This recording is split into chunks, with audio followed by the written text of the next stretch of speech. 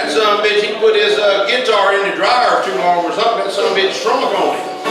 Best I can tell. Alright, so I'm your Uncle Boudreaux. And I might not be your Uncle Boudreaux, but hell, my brother was kind of a whoremonger, you know what I'm talking about? So if you was born after 1976, hell, I might be your Uncle Boudreaux. You just don't ever know. I'm gonna do some songs I wrote, tell a few stories, try to make you laugh a little bit. Masturbating. I'm sick and tired of masturbating. This whole thing's getting aggravating. I don't want to get sick, and if the mask will do the trick, I'll put it on, but I'm tired of masturbating. They say I need to wear it in my car, even if I'm by myself and ain't going too far, even if I'm walking all alone. They say I need to put the damn thing on. Masturbating.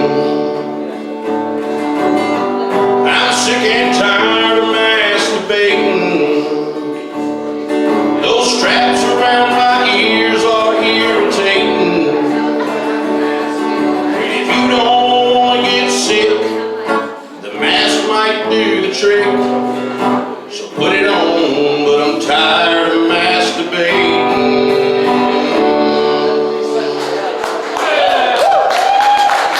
I wrote that myself, but listen, I had a masturbating incident just the other day, okay? I was at Walmart, the little Walmart, I call it the small mart, you know what I call it. I was getting gas while I was doing it. It was Monday morning, nobody at the gas pumps, okay? Nobody there. The woman in the little box area, you know, she just turned the light on, all right? So I pulled up there and I want some gas, right? So I walk around, got my money in my hand, and she's standing there with her arms folded. She goes, "You're not wearing a mask." I said, she said, "You're not wearing a mask." I said, "You ain't wearing a mask either." She said, "But I'm behind the glass."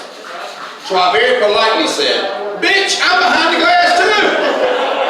See, you're over there, I'm over here, here's the glass right in the middle. We're the same, me and you. Said, "You're already at work, I gotta get to work, $20, pump 3 princess, I gotta go," okay? You know, so that damn mask debating is what I'm talking about. What the hell did y'all think I was talking about when I started that song? Y'all nasty is what the hell y'all are. Y'all just damn nasty. So, you know, fat comedians, I'm gonna do some more songs in a minute, but fat comedians tend to talk about food a lot, you know? There's a reason why we do that. Because we know something about it. You know what I'm talking about? I mean, like for instance, if I got up here and said, "Hey fellas, I'm gonna tell y'all how to get the best looking chick in the bar to go home with you," you'd laugh and say, "That son of a bitch don't know nothing about that." And you'd be right.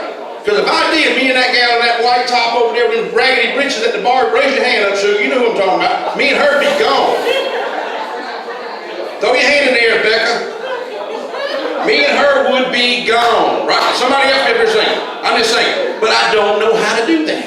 See? But if I told y'all that I had a good dirty rice recipe, you'd say, "You know, I bet that fat bastard does have a good dirty rice recipe." You know, I'd have some credibility, you know? So, y'all got cornbread in this joint? Y'all sell how many of y'all like cornbread? I clap your hand if you like some cornbread. Hell yeah. Don't you love it when the cornbread and the gravy run out at the same time? That's just magic right there. That's a good moment. You know, because sometimes you run out of one and you still got the other, you know, and I go, well, I'm going to tell y'all a story about cornbread. I told it last week. It went over real well. I hope you'll like it. It started in the state of Mississippi, okay, about cornbread. I was duck hunting on the Mississippi River. I said Mississippi. It's Louisiana, actually. For those of y'all that failed geography, the Mississippi runs between Mississippi and Louisiana. So I'm on the Louisiana side hunting duck, right? So I'm finished up. And I pull up to the landing and the game warden is standing there. Now where my black folk at in the house? Where my black folk at? People, all right. You know how y'all are, hey, you know how y'all are about the police? All right, but that's how we are about the damn game warden. You know what I'm talking about? Now let me tell you the difference. Ain't nobody got a damn camera phone when the game warden's around and he knows where to hide them damn bodies. You know what I'm talking about? I'm just saying he's a different son of a bitch. Well, I knowed it was him by the drab green uniform he had on. I said, that's the damn game warden, but I wasn't from there, see? So I didn't know know him, I dare visit him. He says to me, he goes, hey boy, what you got in that boat? I said, boy, how big are men where you come from, you know? I said, I got ducks in that boat. He said, how many you got? I said, I got 4. That's the limit. Uno, deux, trois, 4. That's how many I got. He said, you mind if I take a look at them ducks? I said, hell, I don't care. They don't care either because they dead like hell, you know. So he stepped down in my boat and my dog, Fido, growled at him. Now, Fido's my retrieving dog. You spell that P-H-I-D-E-A-U-X. Fido, see? Now, my buddy John Joe named his Fido too. But not Fido twice, Fido also too, see? He said, I ain't spelling it the same. I spell it F-I-D-O. I said, damn it, we don't live but 1/8 of a mile from each other. When I call my dog, both of them come because they can't spell, see? Anyway, game warden steps down in the boat, right? He picks up the first duck, and he points him north and sticks his nose in the south end of him and goes, like that. I said, what the hell are you doing? He said, listen, I'm the game warden. And I got skills that you don't understand. And I know this is an Alabama duck. He said, you got an Alabama hunting license? Well, hell, I did. So Becca, I gave it to him. You know? So he picked up another duck, stuck his nose in the ass end of that duck, dude, give it a good sniff. I said, sir, that's highly inappropriate. He said, I done told you I'm an expert and I know this is an Arkansas duck. So I give him my Arkansas hunting license. I said, la-da-dee-da, right there, you know.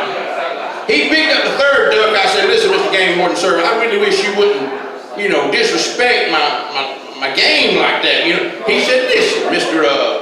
Boudreaux, he said, you shot the damn duck.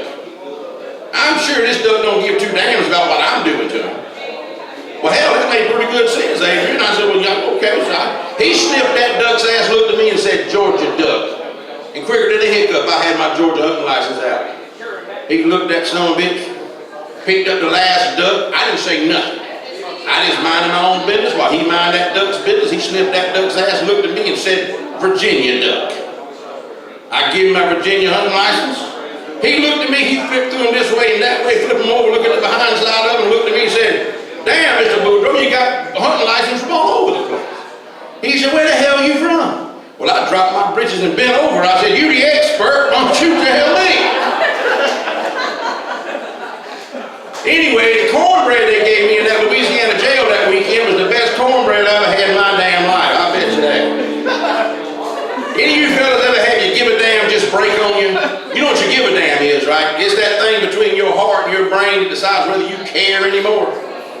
You ladies, your give a damn is usually broke by some dude. You dudes give a damn is usually broke by some woman. My give a damn broke about 4 years ago and I wrote a song about it. I hope you like it. She said she don't, hold on. She said she don't like the things I do. And if I don't straighten up, she says we're through. She's threatening to walk out of my door. But my give a damn ain't working anymore.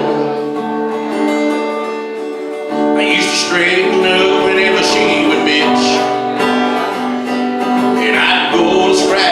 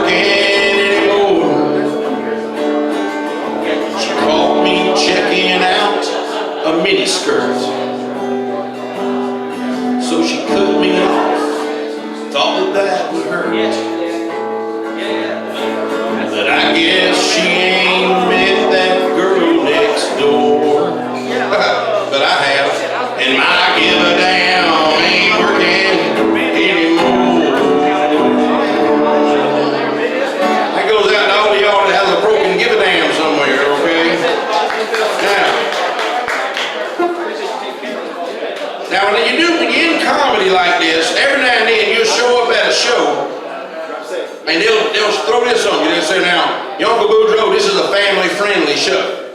You know, you got to tell me that shit before I get there. You know, I got to prepare, you understand? So I went to one down here in Columbia, up here in Columbia, not too long back. Fella said, this is a family-friendly show. He said, can you handle that? I said, well, yeah. But I don't know y'all's family, you know. Y'all might be the Partridge family. Hell, you might be the Manson family for all the hell I know, see. So he said, well, can you do family-friendly? I said, oh, I guess so. He said, listen, Mr. Yuncle Boudreaux, he said, pretend your mama is in the audience. Now, Mama, you here? Mama. All right, I'm just making sure. Because she'll show up on me, you know what I'm saying? You just don't ever know about Mama. Said, pretend your mama's in the audience and you don't want to offend your mama. I said, well, hell, that'll work, but y'all don't know my mama. You know what I'm saying? See, now my mama wasn't no cussing woman, all right? She didn't say dirty words, but she would say some wordy dirts, all right? Like, one day she got mad at Daddy and she said, that bun of a sitch. Well, I know what she meant. I said, Mama, I think that's cussing. She said, I don't shiver get what you think that was. I said, Mama, I think that was cussing too. She said, you can be in the middle of a hiss if you don't stop back talking me. And I'm thinking, all this is sounding a lot like cussing, Mama. Well, one day, we going down the road, somebody cuts Mama off in traffic. She said, that father mucker. I said, wait a minute. I said, you can't dress that up, Mama. That's cussing. She says to me, she says, it don't count when you say it like that. That's what she said, G. And then one day, not long afterwards, she heard me call my Aunt Sally a Cupid stunt. I said, Cupid stunt. Taking y'all a second, I can tell you. Well, I found out that day my mama was a ham hypocrite because she sheeped the bit out of me for that one. That's what I'm trying to tell you, see. So, you gotta watch when your mama's around and when she ain't around. Now, fellas that come off as kind of hillbilly like me. Now, I ain't no damn hillbilly, all right? I work on a farm. I'm about as country as cornbread. But a lot of times they look at us and think we do things like marrying our sisters and shit like that, you know. And we don't. You know. Now, cousins are good for practicing, you know, I'm just saying. But we don't do that. But this song here I did not write. And there's no incest involved in this song. But this is how a fella became his own grandpa. All right, now y'all might have heard this before. Like I said, I didn't write this one, but I hope you enjoy it. Many years ago when I was 23, I was married to a widow. She was pretty as can be. This widow had a grown-up daughter who had hair of red. My father fell in love with her, and soon they two were wed. It's about to get confusing now. This made my dad my son-in-law, which changed my very life. My daughter was my mother, for she was my father's wife.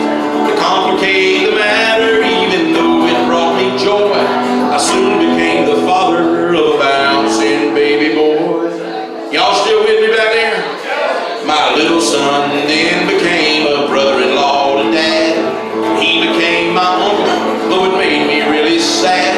For if he was my uncle, then that also made him brother to the widow's grown-up daughter, who of course was my stepmother. Now my father's wife then had a son that kept him on the run. Well, he became my grandchild because he was my daughter's son.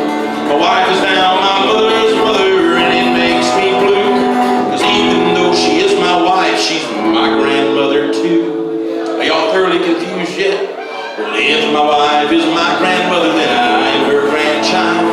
Every time I think of it, it really drives me wild. For now I have become the strangest thing you ever saw.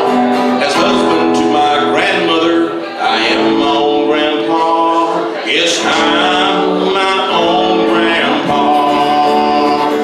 I'm my own grandpa. It sounds funny, I know, but it really is so. I'm my own grandpa. Thank you. I want y'all to use fellas a little bit out there. You ever been in a situation, fellas, where what you should have said was nothing? You been there? But you didn't do that, did you? No.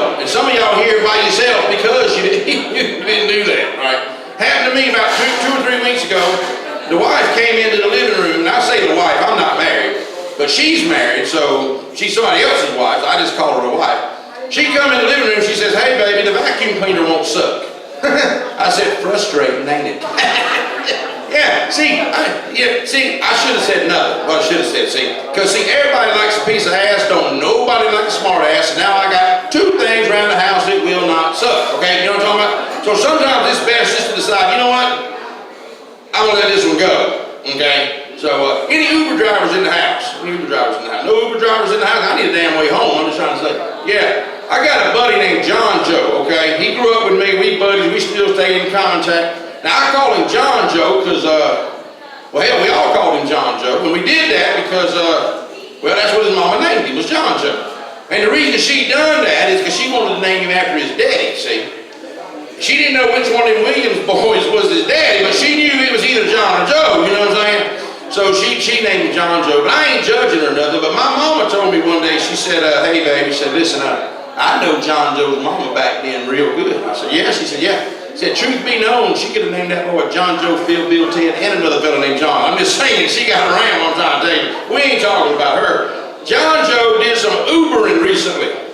He called me up, he said, "Yuncle, listen, I did some Ubering, I'm quitting."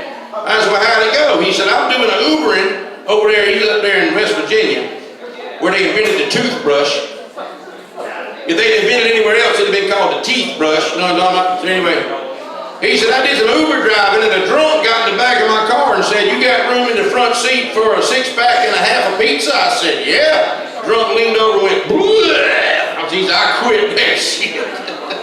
Anyway, John Joe, he's all right fella, all right? Like, he went to college and everything, went to Auburn University to be a veterinarian, all right? Which is all right, you know. He majored in veterinarian and minored in taxidermy.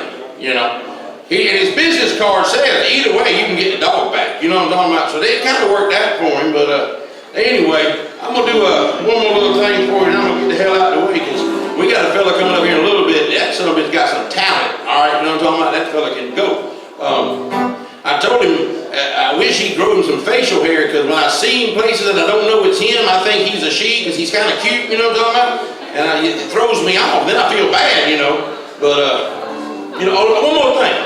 I like to lay across my bed and watch my girlfriend put her makeup and hair, fix her hair and makeup. Y'all, any of you fellas do that? What the hell are you doing in my house on my bed watching my girlfriend fix her damn hair and makeup? We gotta talk, see?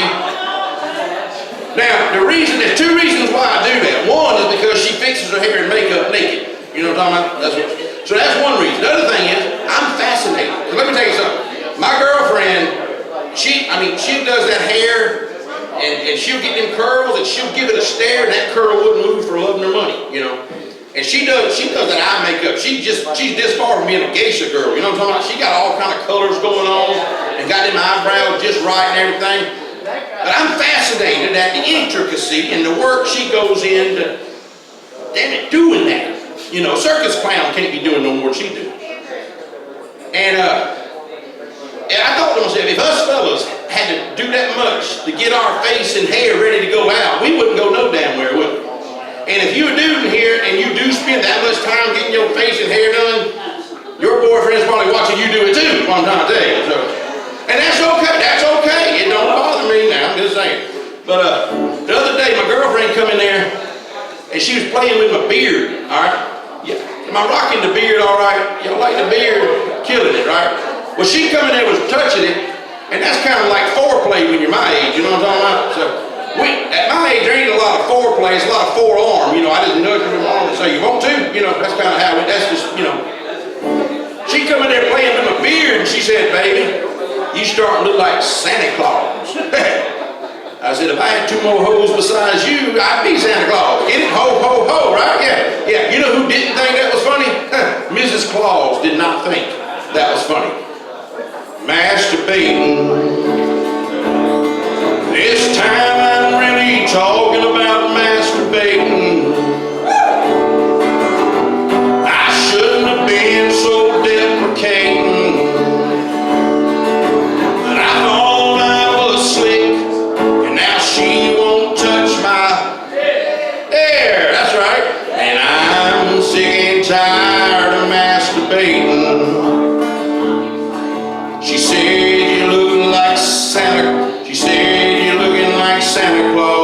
don't you know?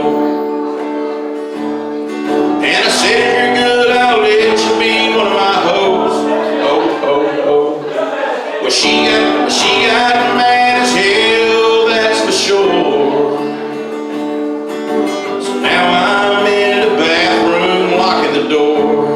Y'all be ready for it on this one now. Masturbating. This time I'm really talking about masturbating. I guess I shouldn't have been so deprecating, but I thought I was slick, and now she won't touch my and I'm sick and tired of masturbating. I'm Yuncle Boudreaux. I'm like a fat kid playing dodgeball, baby. I'm out.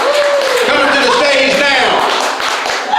Just like that fella before. He got so much talent he can have his cake and eat it too. In fact, let me tell you about Supershine. He loves his mama. Let me tell you how much he loves his mama. His mama wanted some alligator shoes, right?